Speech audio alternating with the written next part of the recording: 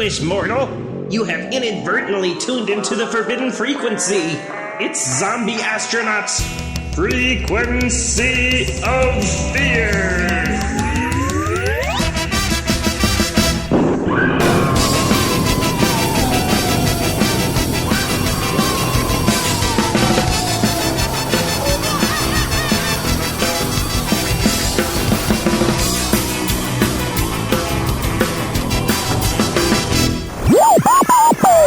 Welcome, fellow astronauts, to episode 0.001 of the Zombie Astronauts Frequency of Fear.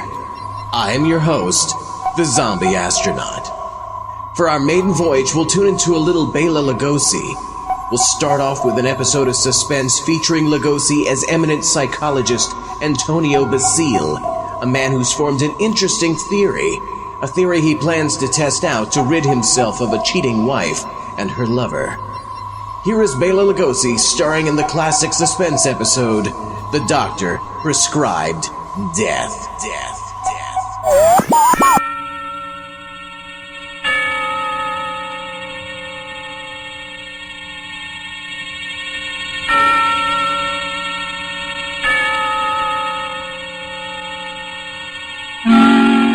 Suspense.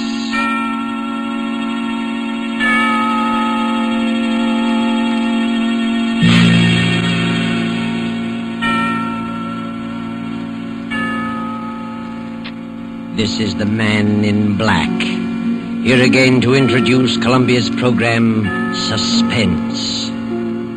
Our star tonight is Bela Lugosi, playing the part of Professor Antonio Basile, psychologist.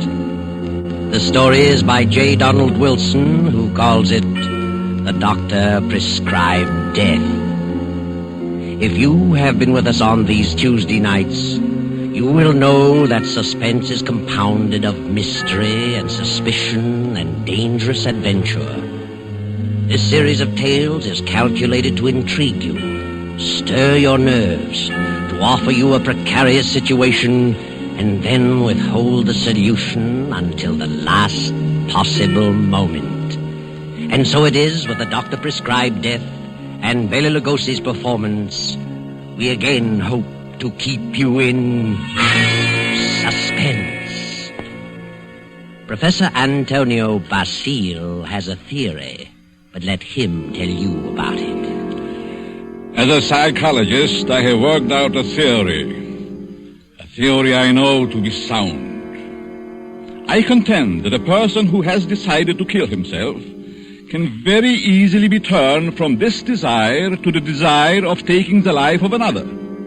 I can prove my theory, and if necessary, that is exactly what I will do.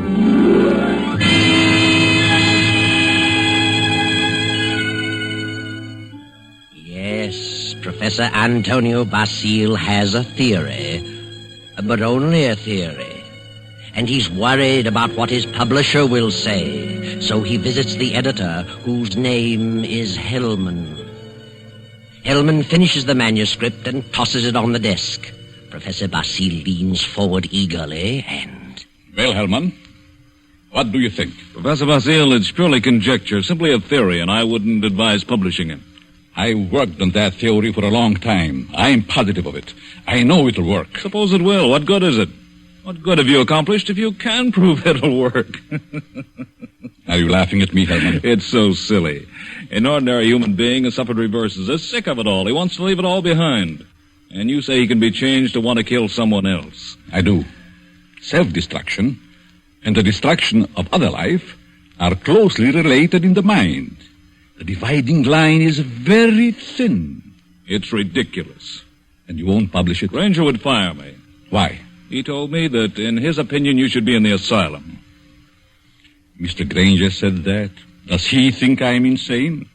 How do I know? Hellman, Mr. Granger didn't say that.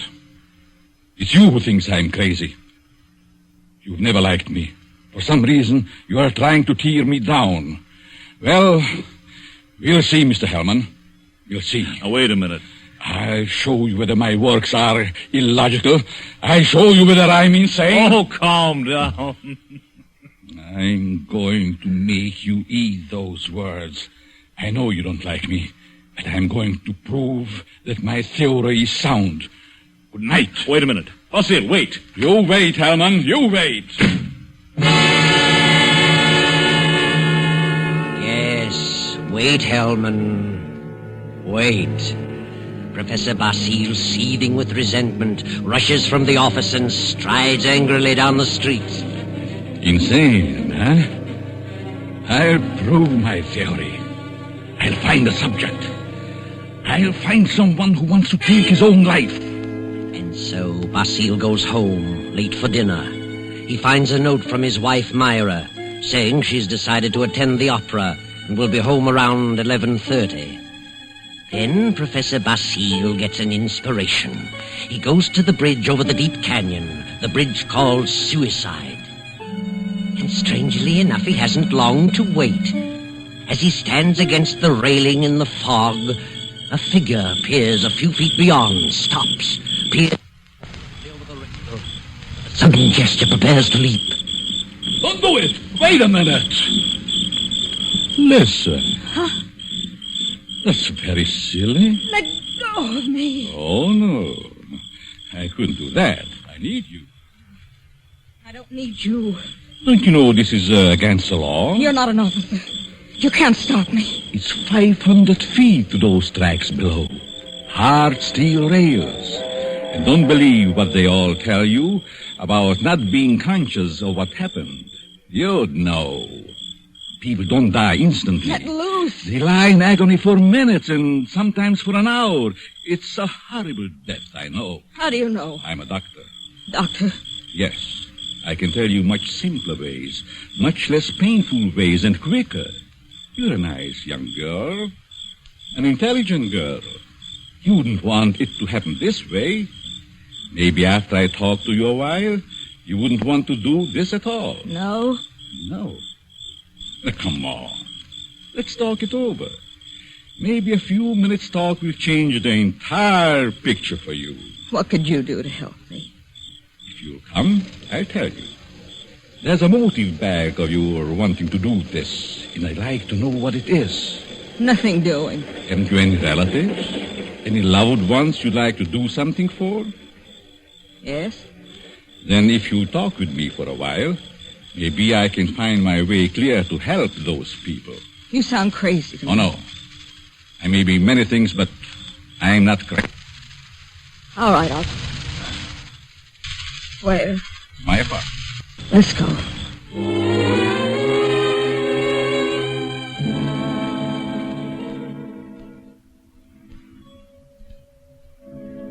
Well, here we are. Come in, please. Well, what do you want to know? Sit down first. Are you hungry? No, I'm not that broke. It isn't poverty. I knew that. Why did you come here? Why? Why, because you talked me into it. I see. You're not afraid of me? Afraid? In my frame of mind. What can I lose? Suppose I told you that I really brought you here to kill you. Kill me? You know, you're a very pretty girl, don't you? Yeah? That doesn't always mean so much. The right man, it might. That's what I thought. But I found out it didn't mean a thing. Ah, then it was because of a man. I knew it. Really? How did you guess? I'm a student of psychology. I'm Professor Antonio Basil. I see. And you want to know what makes me tick. You want to know the reason behind my action tonight. That's right. I would like to know what happened to make you want to kill yourself. Suicide is a mental aberration. Yeah? I'd like to know what preceded the decision to destroy yourself. And what you thought about until the moment I stopped you on the bridge. What good will that do me? You said you weren't broke, but you also said you had some loved ones you'd like to do something for. I meant I wasn't broke to the point of being hungry. I have a few dollars. But you suggested help for someone in larger terms. Yes, I did. Who is the loved one? My mother? You are her only means of support? Yes. And you intend to kill yourself? Yes. That's being selfish, isn't it? Selfish? Yes. You are concentrating solely on self. You think so? What else? The first law of human nature is self-preservation, right? I suppose so. The second law is the preservation of family. Yeah? So you decide to deny the first law and destroy yourself. And as a consequence, deny the second and leave your mother alone and in need. You indicate a form of insanity. What would be normal? To destroy the other person, the one who has done you wrong. Have you hurt him? No.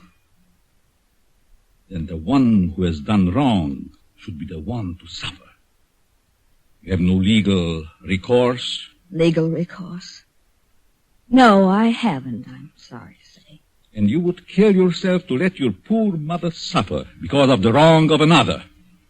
Why shouldn't he be the one to suffer? I suppose you're right. Why shouldn't he? What happened after all? Why not tell me about it? Were you married? No. Never seemed to find time to get around to marriage. What's your name? Gladys. Gladys Tanner. How long had you known him? Almost 4 years. And you always thought he meant to marry you? Yes. Until 3 weeks ago. Yes? On July 1st, he had to leave town for a week on business. Said he was going to Kansas City. When he came back, he seemed to be too busy to see me. Then a week ago, I found a snapshot along with several others in his desk in his home. May I see it? Certainly. It's a picture of him and another woman. But the picture was not taken in Kansas City. It wasn't? No, it was taken on the beach at Atlantic City. And it's dated by the finisher, July 3rd. Since he returned, he's refused to see me. Yesterday, he finally said he didn't care to see me anymore. That I'd better forget him. But it isn't so easy as that, is it? No. I figured I'd done something. And blame myself. Do you know this blonde woman in this snapshot? No. Then it must be a woman he has met recently. You've known him for 4 years. I don't think you are to blame. He's the one in the wrong, and he should be made to suffer. How? You were going to kill yourself. Why should you? Kill him instead. He double-crossed you. He deserves it. Now, let me go a little deeper into the situation. Whenever a person has reached the conclusion to take his life,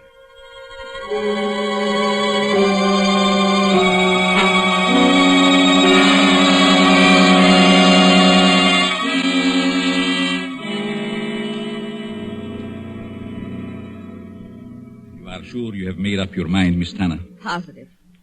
Now, if you're careful, you won't be caught. No. But whether you are or not, I'm giving you this check for $1,000 made out to cash to be sent to your mother only after the man is dead. Write his name on this pad. There you are.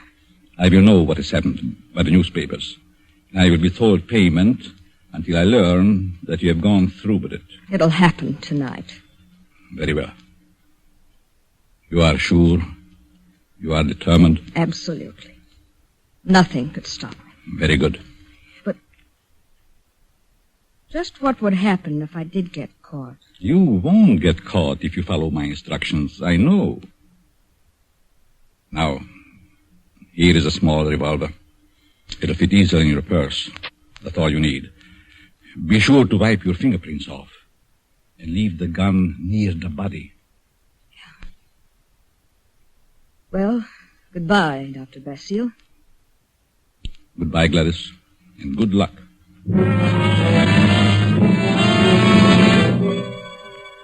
Professor Basile watches Gladys as she crosses the street to the dimly lighted bus stop. Then he rushes to his car and drives away. A few minutes later, he comes to a stop at Hellman's house.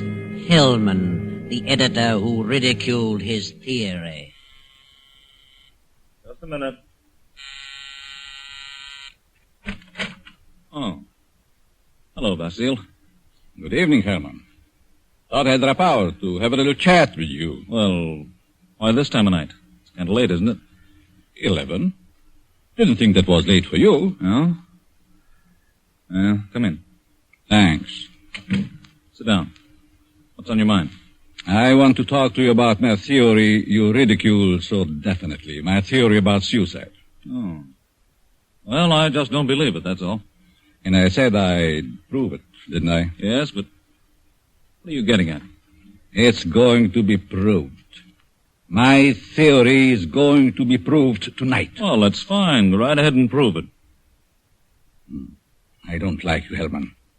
I'd never liked you. And I know you don't like me. I can't help that, Basile. What are you staring at?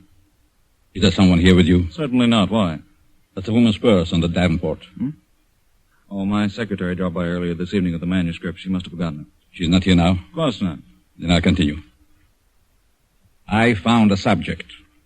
A girl who was ready to commit suicide because a man jilted her. In a few hours, I was successful in changing her thoughts from suicide to homicide, and she is going to kill the man tonight. What do you think of that? There may be a dozen murders tonight. Ah, but you'll know which one I mean. You'll know about this murder. What do you mean? Because I'm going to tell you who the victim is going to be. You know who the intended victim is? Why don't you stop it? But then I wouldn't have proved my theory. If you put this girl up to it, you're as guilty as she is. You're insane, Basile, hopelessly insane. You think so, Herman? The whole idea is mad, too utterly ridiculous for words. No sane man would ever think of such a useless, senseless idea. And for heaven's sake, stop laughing. I'm thinking about the victim when he learns. Who is the victim? Martin Hellman. Me? Yes, you. I don't believe you. You will this time. Who is this girl? I know no girl who'd want to kill me. This one does, now. Oh, nonsense. However, I wouldn't put it past you to hire someone to do something like this. Oh, no, this girl is no fake. This girl is serious, deadly serious. You probably hypnotized some poor woman, figuring she'd never remember what happened. Oh, Hellman, you underestimate me. Maybe I do underestimate your evil mind. But believe Put me... up your hands, Hellman. Get away from that desk. I'll just take care of that gun, Hellman. That's better. Well, since when did you start carrying a gun, Basile? A gun? Don't be silly. This isn't a gun in my pocket. It's just my pipe. See? Well, what do you hear, Herman? Nothing. Oh, yes, you do. I heard it, too. A sound on the porch. I leave now. The back way. I put your gun in the kitchen. And I'll be very careful to remove all my fingerprints. You insane fool! Oh, fancy you. You, Herman, you are going to help prove my theory. Good night, Herman. Crazy devil. I'll have him locked up before he gets across town. Good evening, Mr. Hellman. Huh? How did you get in here? Through the patio door. What do you want? I wanted to talk to you. Very strangely. You're just imagining things. And what are you doing here? I wanted to tell you something. Yeah? What? When you first indicated to me that you were through with me, I was terribly hurt. I thought all along that we were to be married. I couldn't understand. I tried and tried to think of something I'd done to cause our breakup. Then I happened to find this snapshot in your desk. Snapshot? Take a look at it. Kansas City. No, Atlantic City, New Jersey. You and a blonde. And the date is stamped on the back. A business trip. Ha! Well, what about it? I just wanted you to know that you weren't so slick. I wanted you to know that I knew about the blonde. That I knew you'd lied. Now that you've told me, what good does it do you? A lot of good. First, I thought you came here for money. How could you think such a thing? Well, I think you'd better go now. I'm going. Goodbye, Morton. And good luck in your new venture. What venture? This one. Gladys! Gladys! And wish me luck in mine.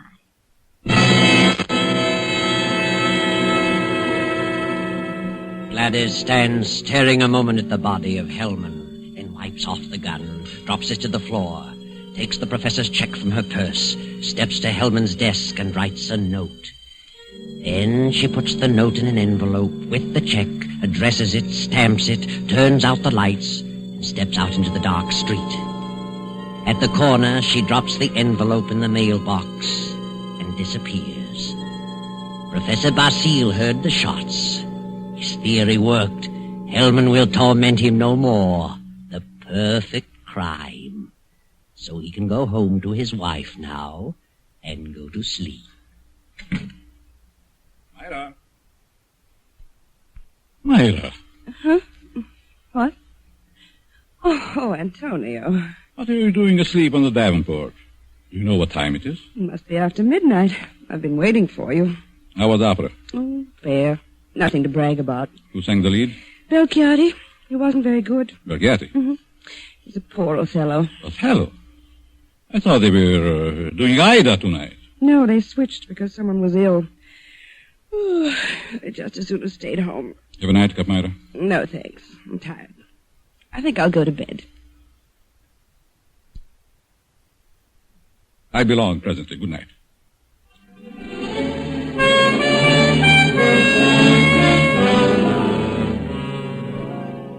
Then the night passes and the morning comes. The professor rises cheerfully and prepares for breakfast. Then... I get it, Myra. Yes? You Professor Basile? Yes. May we come in? We'd like to talk with you. Of course. What is it you want? Is your wife in? Yes. We'd like to see her, too. What? Oh, I'm Lieutenant Davis, Sergeant Frank. Well, what do you want? You call your wife. Why, certainly. Myra! What's this all about? What is it, Antonio? These men are from detective headquarters. They want to talk to us. Really? What about? May I ask where you were last night, Mrs. Basile? Certainly. I went to the opera. And what time did you get home? Oh, I imagine it was around 11 or shortly after. Mm-hmm. Were you at home last evening, Professor? Well, I was at the club and got home about 12:30. By the way, do you know a Morton Hellman? Certainly. What about him? He's been murdered. Murdered? Good Lord. When? Around midnight last night. I found him this morning. How terrible. Why, I've known him for years. He was editor-in-chief of the company publishing my writings. I'm a psychologist, you know. Yes, we know. But what do you want to know from us? We weren't connected socially with Hellman, just in business. Did you know him, Mrs. Basile? Yes, I knew him very slightly. Either of you know of anyone who'd have reason to kill him? Certainly not. Everyone thought highly of him. Did you ever hear of a girl named Gladys Tanner? Gladys Tanner? No. Did you know of a Gladys Tanner, Mrs. Basile? No. Is this your purse, Mrs. Basile? Why, of course it is. That's the one I gave you last Christmas, Myra. Oh, yes. I must have lost it downtown. Where did you find it, Lieutenant? At Hellman's home. Hellman's home? Well, how in the world? Good heavens, but We how... found it on the sofa. Well, I can't imagine how it could get there. And this is the revolver that killed Hellman, found on the floor beside him. What? No fingerprints on it, however. What? May I see it? Why, Myra, this is your gun. I bought this for you 2 years ago when I went on the lecture tour. Yes, I think it's mine, but it just doesn't make sense. Did you have the gun in your purse when you lost it last night? Well, perhaps I did. I'm so confused now I can't remember. The thing, Myra. The thing, it is terrible. Oh, I know. Oh, dear, I feel ill. Did you ever fire this gun? Yes, once last year up in the mountains. I wanted to see how it worked. Ever reload it? No, I've never reloaded it. I just didn't think about it. Maybe I did put it in my purse. Why, I don't know. And whoever found the purse may have used the gun to... Oh, I just can't seem to think. This gun misfired on the first 2 shots. The other 3 killed Hellman. This is the most amazing piece of coincidence I ever heard of. Why would my wife want to do such a thing? Why should she get to Hellman? She hardly knew him. Are you sure about that, Professor? Of course. Well, sorry to say that I don't believe her. What? This is ridiculous. This is going to be a shock to you, Professor, but here's a snapshot we found on Hellman's desk. Taken in Atlantic City last July. Good heavens. Why? This is you, Myra. You and Hellman. You were at your mother's in Florida in July. Myra, look at me. What does this mean? I can't. And I can't believe such a thing. May I have the purse, the gun, and the photo? Thank you. I'm sorry, but I'll have to take her down to headquarters. But I didn't kill him. I didn't. I wouldn't. I loved him. Myra. You better pull yourself together. You'll have to go back. We'll want photos and fingerprints. Yes. Better get ready, Myra. Certainly looks bad for her. Afraid it does. Looks like an open and shut case. Oh, will you come along too, Professor? Certainly. And so it all worked out beautifully. Not quite as the professor had planned. But then he changed his plan from the moment when Gladys Tanner showed him the snapshot taken in Atlantic City. And he realized that the girl's fiancé was Hellman, and the blonde was Myra, his wife. He had no intention of allowing Gladys Tanner to kill Hellman until he saw that snapshot. And when he recognized Myra's purse in Hellman's home, he decided to let Gladys kill him and the blame be placed on Myra. The perfect crime. But several hours later, after fingerprints and many questions, the professor is just about to be dismissed when Sergeant Rankin steps into the room and speaks quietly to Lieutenant Davis. What is it, Rankin? I stayed at Basile's place, as you said. Well? A few minutes ago, a special delivery letter came for the professor. This'll knock your eye out. Read it. All right. Wow. Fits perfectly with the writing we were trying to make out on Helm's desk blotter. Professor, here's a letter sent special delivery to you a few minutes ago, postmarked last night. Read it. Dear Professor Basile, your theory worked a certain degree. You convinced me I should kill him.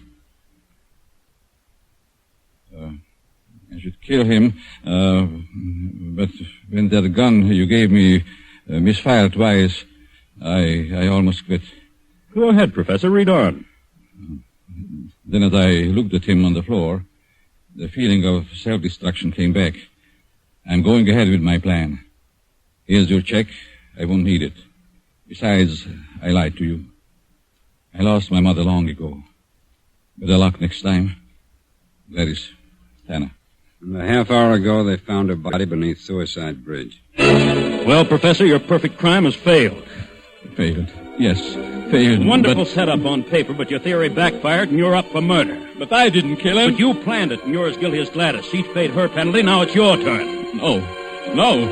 I won't be hanged. Never! Rankin, grab him!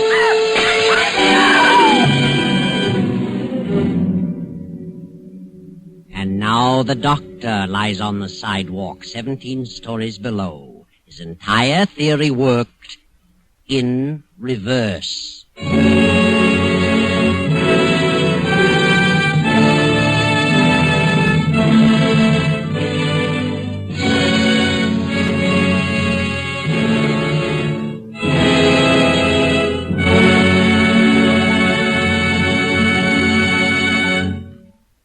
And so closes the doctor-prescribed death, starring Bela Lugosi. Tonight's story of Suspense. It came to you from Columbia Square in Hollywood.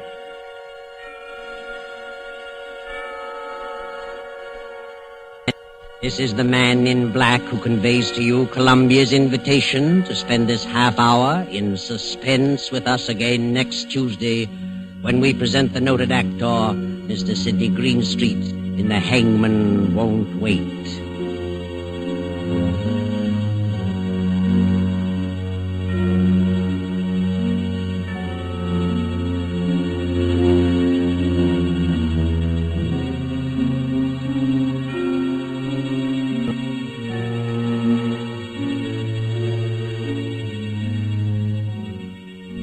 William Spear, the producer, Ted Bliss, the director, Lud Gluskin, the musical director, Lucian Mahowick, the composer, and J. Donald Wilson, the author, collaborated on tonight's Suspense.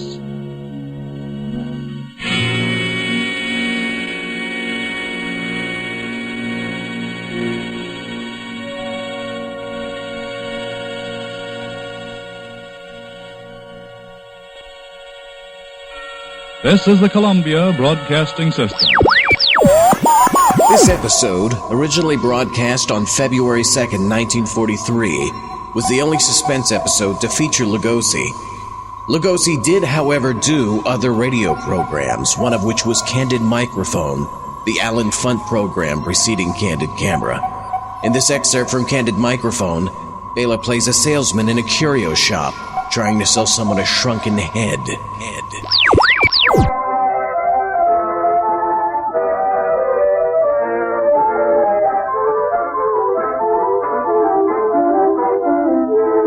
bright and sunny afternoon last week, a window shopping lady walked into a curio shop to browse, maybe to buy. She didn't know what she was really walking into. In the gloom and semi-darkness of the shop, she could see a pile of shrunken heads, oddly fashioned skulls, ghoulish knickknacks made of human bones. If Dracula himself were to step out of the shadows, it wouldn't surprise her a bit. Or would it? We'll find out, because Bela Lugosi, the Dracula of the movies, was posing as the manager.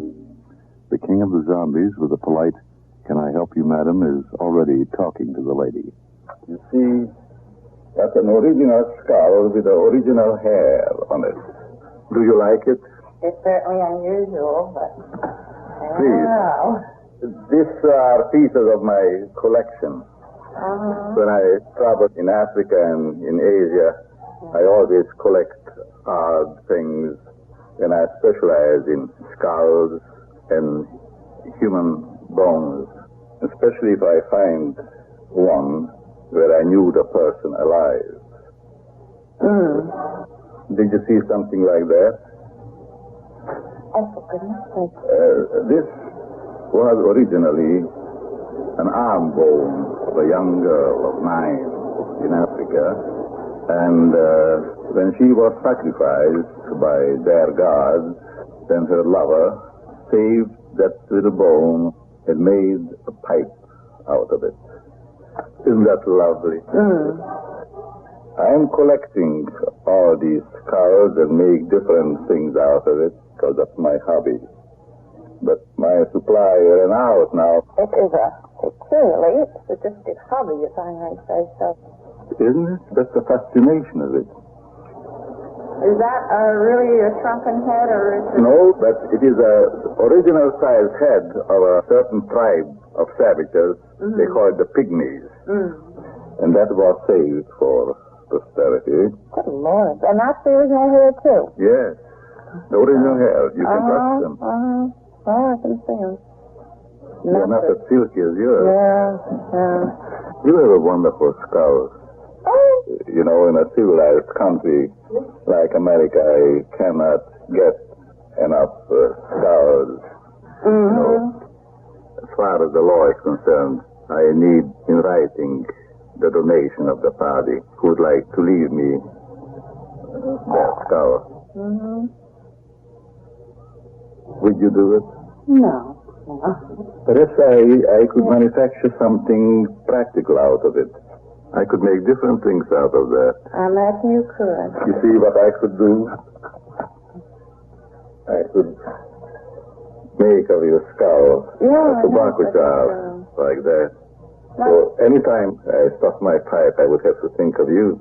Oh, dear. Now, before you go, I have a surprise for you. Now, that little chat we just said now was recorded.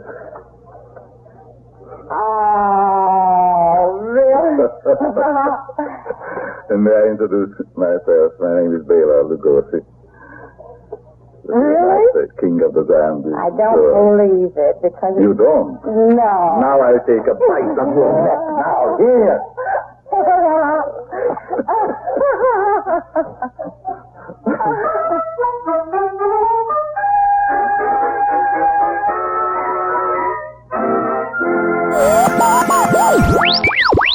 Bela also guest starred on Crime Does Not Pay, The Adventures of Ellery Queen, The Fred Allen Show, and a few other non-horror radio shows, but the only other horror show Lugosi appeared on was Mystery House in the episode The Thirsty Death.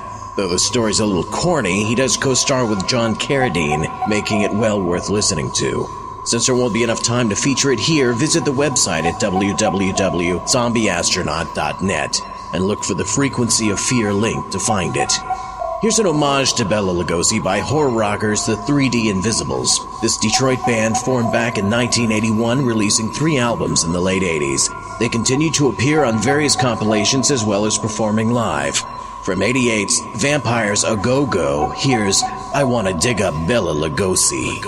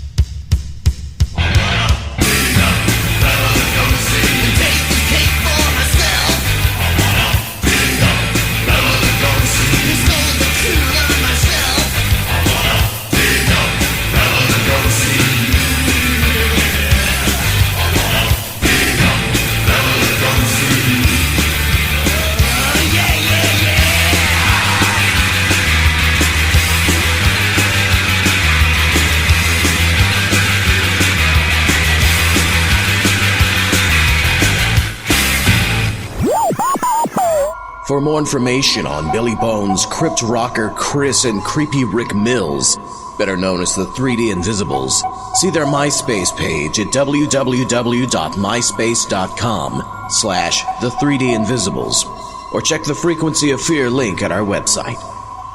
Our last hot, wet chunk of Lugosi is a recording of The Telltale Heart, most likely recorded for the radio series With Book and Pipe.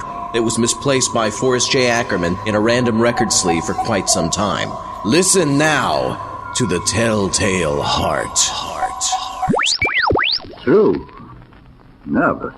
Very, very dreadfully nervous I had been and am. But why will you say that I'm mad? The disease has sharpened my senses, not destroyed, not dulled them. Above all was the sense of hearing acute. I heard all things in the heaven and in the earth. I heard many things in hell. How then am I mad? Listen and observe how healthily, how calmly I can tell you the whole story. It is impossible to say how first the idea entered my brain, but once conceived, it haunted me day and night. Object? There was none, for I loved the old man. He had never wronged me, he had never given me insult, and for his money I had no desire. I think it was his eye. Yes, that was it. One of his eyes resembled that of a vulture, a pale blue eye with a film over it. And whenever it fell upon me, my blood ran cold, So by degrees, very gradually, I made up my mind to take the life of the old man, and thus rid myself of the eye forever. Now this is the point. You fancy me mad. Madmen know nothing, but you should have seen me. You should have seen how wisely I proceeded, with what caution and foresight I went to work. I was never kinder to the old man than during the whole week before I killed him.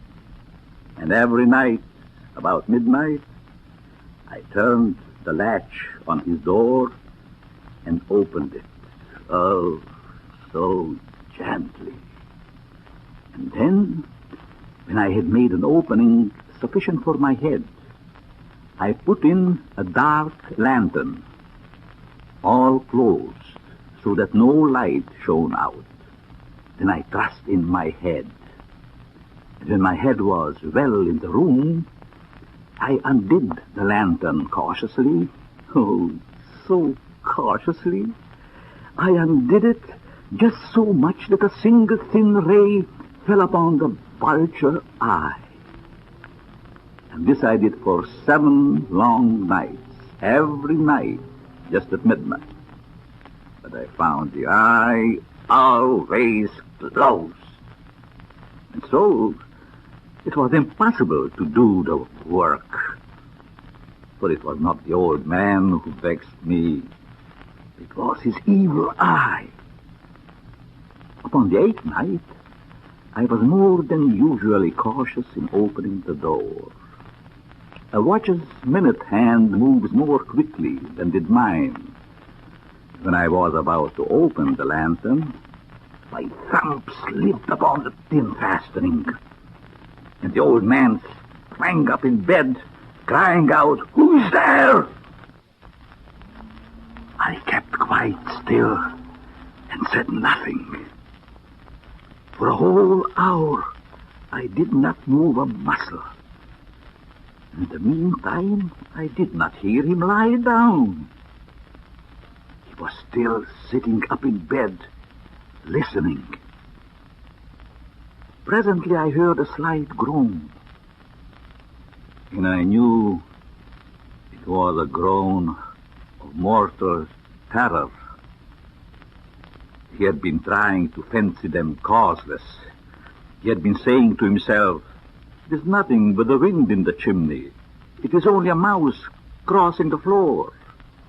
But all in vain, because death, in approaching him, had stalked with its black shadow before him and enveloped the victim.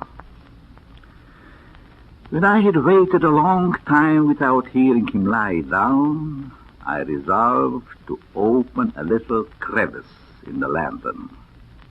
You cannot imagine how stealthily, until at length a simple dim ray like a thread of the spider shot out from the crevice and fell full upon the vulture eye. And it was open, wide open. I grew furious as I gazed upon it. All a dull blue with a hideous veil over it that chilled the very marrow in my bones. But I could see nothing else of the old man's face, for I had directed the ray precisely upon the damned spot. Then there came to my ears a low, dull, quick sound such as a watch makes when enveloped in cotton. I knew the sound well. It was the beating of the old man's heart. It increased my fury. I scarcely breathed. I held the lantern motionless. I tried how steadily I could maintain the ray upon the eye. Meantime, the hellish tattoo of the heart increased. It grew quicker and quicker and louder every instant. The old man's terror must have been extreme. I thought The heart must burst. And now a new anxiety seized me. The sound would be heard by a neighbor. The old man's hour had come. With a loud yell, I threw open the lantern and leaped into the room. He shrieked once, only once, for in an instant I dragged him to the floor and pulled the heavy bed over him. And I smiled gaily to find the deed so far done. But for many minutes the heart beat on with a muffled sound. This, however, did not vex me. It would not be heard through the wall. At length it ceased. The old man was dead. I removed the bed and examined the corpse. Yes, he was stone dead. His eye would trouble me no more. If still you think me mad, you will think no longer when I describe the wise precautions I took for the concealment of the body. The night waned, and I worked hastily but in silence. First of all, I dismembered the corpse. I cut off the head and the arms and the legs. I then took up 3 planks from the flooring and deposited all between the scantlings. I then replaced the walls so cleverly, so cunningly, that no human eye could detect anything wrong. There was nothing to wash out, no stain of any kind, no blood spots whatever. I had been too wary for that. The tub had caught all. When I had made an end of these labors, it was 4 o'clock and still dark as midnight. As the bell sounded the hour, there came a knocking at the street door. I went down to open it with a light heart, for what had I now to fear? There entered 3 men who introduced themselves as officers of the police. A shriek had been heard by a neighbor during the night, and they had been deputed to search the premises. I smiled, for what had I to fear? I bade the gentleman welcome. The shriek, I said, was my own in a dream. The old man, I mentioned, was absent in the country. I took my visitors all over the house. I led them at length to his chamber. I showed them his treasure, secure, undisturbed. In the enthusiasm of my confidence, I brought chairs into the room and bade them rest. I, myself, in the wild audacity of my perfect triumph, placed my own seat upon the very spot beneath which reposed the corpse of the victim. The officers were satisfied. My manner had convinced them. They sat, and while I answered cheerily, they chatted of familiar things. But ere long, I felt myself getting pale, and I wished them gone. My head ached, and I fancied a ringing in my ears. But still they sat and chatted. The ring became more distinct. I talked more freely to get rid of the feeling. But it continued, and at length I found that the noise was not within my ears. No doubt I now grew very pale, but I talked more fluently and with a heightened voice. Yet the sound increased. It was a low, dull, quick sound, such as a watch makes when enveloped in cotton. I gasped for breath, and yet the officers heard it not. I talked more quickly, but the noise steadily increased. Why would they not be gone? I paced the floor to and fro with heavy strides, but the noise steadily increased. Oh, God, what could I do? I foamed, I raved, I swore. I swung the chair upon which I had been sitting and grated it upon the boards, but the noise arose over all. It grew louder, louder, louder. Until the men chattered pleasantly and smiled. Was it possible they heard not? Almighty God! No, no! They heard! They suspected! They knew! They were making mockery of my horror! But anything was better than this agony, anything! I could bear those hypocritical smiles no longer. I felt that I must scream or die. And now, again, hark, louder, louder, louder! Villains! I shrieked. I admit the deed! Tear up the planks! Here! Here! It is the beating of his hideous heart. And now, fellow astronauts, I must take my leave. I'll hear you again in 2 weeks over the frequency of fear. This has been the Zombie Astronauts Frequency of Fear. For more horror, sci-fi, and suspense audio, see the website at www.zombieastronaut.net. Right now!